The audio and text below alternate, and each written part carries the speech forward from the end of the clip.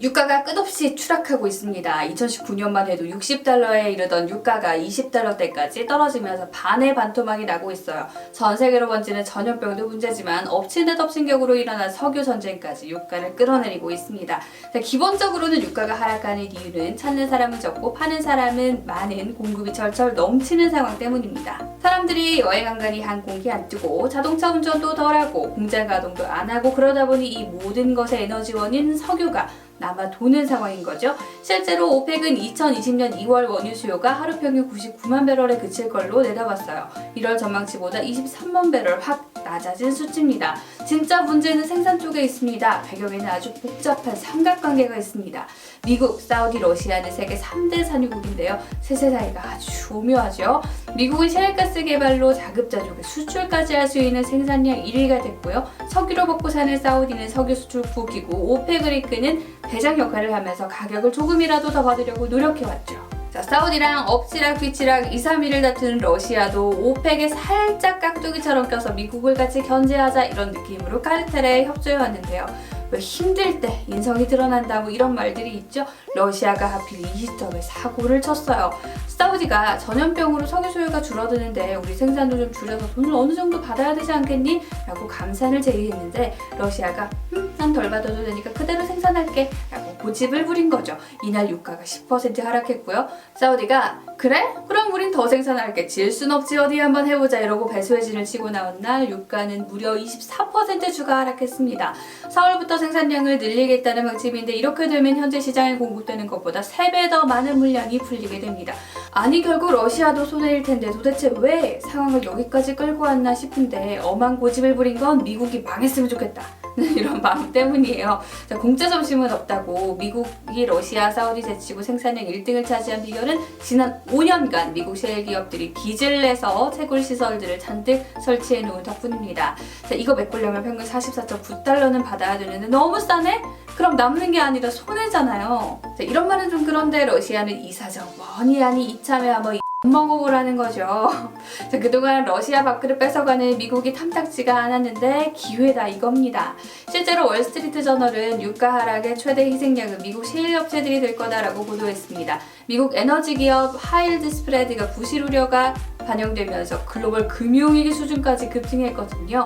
위험한 상태죠. 미국 정부도 당장 내 새끼들 망하게 생겼다 생각이 드니까 사우디랑 러시아를 겨냥해서 원유 시장을 조작하고 있다고 강하게 비난했죠.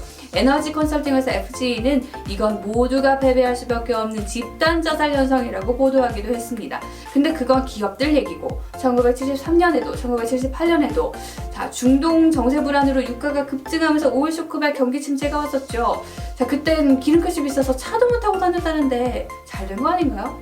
미국 트럼프 대통령도 유가가 하락하면 소비에 도움이 될 거다라고 아무렇지 않은 척하고 있잖아요. 이번엔 상황이 다릅니다. 모건 스탠리는 유가가 내리면 기름값 덜 들고 하니 미국 소비자들이 1250억 정도를 아낄 수 있지만 지금 같은 소비 위축의 상황에선 투자와 소득을 줄어들게 하면 오히려 악영향이 크다라고 지적했습니다. 생산과 소비는 결국 밸류체인이 다 연결되어 있어요. 기업이 신용위험에 직면해 있는데 실업률 높아지고 가계소득 줄어드는 건 너무 뻔한 일이거든요. 모건 스탠리도 같은 이유로 유가가 이렇게 낮은 수준을 유지할 경우 2020년 1분기 미국 국내 총생산이 0.15에서 0.35%포인트 줄어들 수 있다고 경고했어요. 에너지 전문가 필 플리는 폭스 비즈니스와의 인터뷰에서 미국 셰일 산업에 구제 금융이 필요할 수 있다라고 얘기를 했는데요. 2008년 금융위기가 금융에서 시작해서 실물로 전파됐죠. 자칫 잘못하면 이번 위기도 셰일 산업의 위기에서 실물 위기로 전파될 수 있는 문제입니다. 자, 이대로 가면 경제에 안 좋은 영향을 미칠 게 뻔한데 유가 오르기가 쉽지는 않아 보입니다. 골드만삭스는 2020년 브렌트유가 20달러대까지 떨어질 것으로 내다보고 있습니다. 마비된 경제가 그렇게 쉽게 확 풀리지 않는다는 거죠. 전문가들에게 물었더니 시티그룹은 20달러 아래의 가격을 예측하기도 했습니다. 믿기 힘든 예측도 막 나와요. 포춘지는 오펙이 사라질 거다라고 보도를 했고요. 유가가 마이너스로 떨어질 거라고 보는 사람도 있어요. 미주호증권은 공급 과잉 상태에서 저장 용량이 한계에 부딪히면 저장 비용이 유가를 뛰어넘게 될 거다라고 했는데요. 결국 저장 비용 대는이 돈을 내고서라도 석유를 팔 수도 있다라는 주장인 거죠. 아니 아무리 그래도 아직 대체 에너지 마땅치 않은 1등 석유인데 마이너스라니요. 이런 말도 안 되는 말 들리는 거 보니 이제 매수 타임이구나 생각이 들죠. 더 떨어지진 않을 거라는 사람들이 주장하고 있는 건 지금 너 죽고 나 죽자 라고 나오는 사우디아라비아가 오일머니로 사는 나라라서 유가가 낮아지는 걸 원하지 않는다는 겁니다. 사우디아라비아 전체 GDP의 50%가 석유 산업이고 정부 주머니에 있는 돈의 72%가 사우디 최대 석유 기업인 아람코의 세금인데요.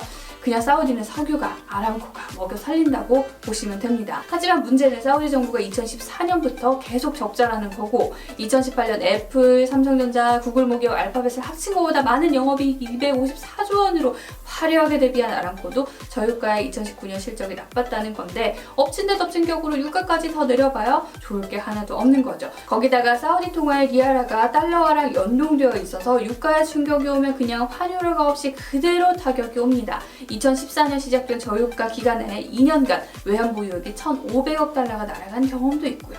IBK 투자증권은 3월 중에는 변동성이 있겠지만 유동성 공급도 이어지고 있고 저유가의 수요가 늘 수도 있는 데다 증산 리스크가 크지도 않다고 보고 4월부터는 상승 여력이 있다고 봤습니다. 유한타증권은 보고서에서 파국보다 봉합으로 귀결될 가능성이 높다는 의견 내놨습니다. 러시아 에너지 장관이 오펙과 정책 공조 가능성이 있다라고 한 데다가 사우디도 강경책을 펼치기 힘들다는 거죠. 트럼프도 재선을 노리고 있어서 셰일 회사들이 망하게 두지 않을 거고 어떻게든 봉합책을 마련할 거라는 의견입니다. 또 하나 살펴볼 수 있는 게 좀 긴 그림에서 유가를 내다보고 있는 미국 에너지청입니다. 여기는 원유 재고를 특정하다 보니까 단기적으로 가격을 보기보다 좀 장기적으로 보는 편인데 2020년 수요는 줄어들겠지만 2021년에는 다시 늘어날 것으로 전망을 했고요. 올해 브렌트유가 43달러 정도를 유지할 것으로 내다봤고 내년에는 평균 55달러가 될 것으로 전망하고 있습니다. 이유는 과잉 공급의 진정으로 봤고요. 요즘 주위에 주식도 주식인데 지금 유가에 들어가야 되는 거 아니냐 이런 얘기 많이 들려요. 저도 고민을 살짝 했죠. 관건은 석유전쟁과 전염병이 얼마나 빨리 해결되느냐인데 그때까지는 양측 의견 참고해서 신중하게 투자할 수 있었으면 좋겠습니다. 여러분 모두 안전하게 투자하시길 바라고요. 신지은의 경제평가는 다음에 또 재밌고 인사이트 있는 내용으로 인사드리겠습니다.